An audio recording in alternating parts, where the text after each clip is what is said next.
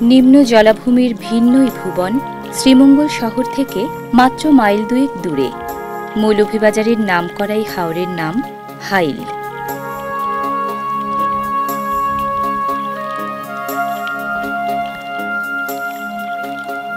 হাইল হাওরের অর্ধেকটা রাজ্যপাট সদর উপজেলায়, বাকি অর্ধেকটা শ্রীমঙ্গল উপজেলায়।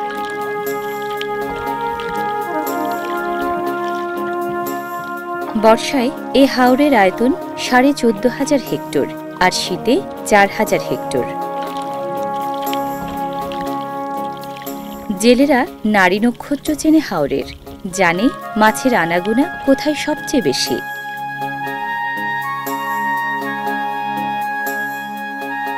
এ হাওরে মাছ ধরার কায়দাটা একটু আলাদা। নৌকা থেকে জাল ফেলতে ফেলতে জেলেরা প্রথমে ঘিরে ফেলে 3 দিক, এরপর বাঁশের লগি দিয়ে পিটিয়ে শব্দ তৈরি করে খোলা দিকটায়।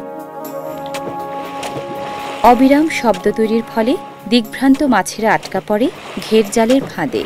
চারপাশ থেকে গুটিয়ে আনা জাল জেলেরা নৌকায় তোলে ধীরে ধীরে। মাছ শিকারে সামিল সুযোগ সন্ধানী শঙ্খচিল। পিটিয়ে শব্দ তৈরি করা আর জাল গোটানোর কাজ চলতে থাকে একই সাথে। শব্দ তরঙ্গের সাহায্যে মাছ ধরার এই পদ্ধতিকে জেলেরা বলে গুইনজাল বা গদা। ওদের মাছ ধরার এই জ্ঞানগুম্মে বংশ পরম্পরায় পাওয়া। পেশাদার, মৌসুমি আর খোরাকি এই 3 ধরনের প্রায় 16,000 জেলে মাছ ধরে হাইলে। হাইলের বুক থেকে ওরা ছেঁকে তুলে শতাধিক প্রজাতির ছোট বড় মাছ। হাইল হাওর শুধু মাছ নয়, জলজ লতা গুল্ম উদ্ভিদেরও চমৎকার অভয় আশ্রম। হাওরের যেখানটায় গভীরতা কম, সেখানে এভাবে উপনিবেশ করে নানান লতা গুল্ম উদ্ভিদ। হাইল হাওরের অনন্য ঐশ্বর্য পদ্মের শোভা, হৃদয়কে ছুঁয়ে দারুণ স্নিগ্ধতায়।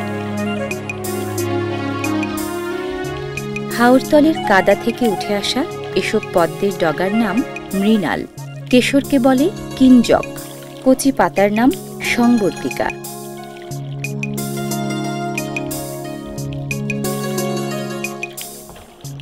হাওর তো কতই আছে, কিন্তু হাইলের মতো পুষ্পশোভা বিরল।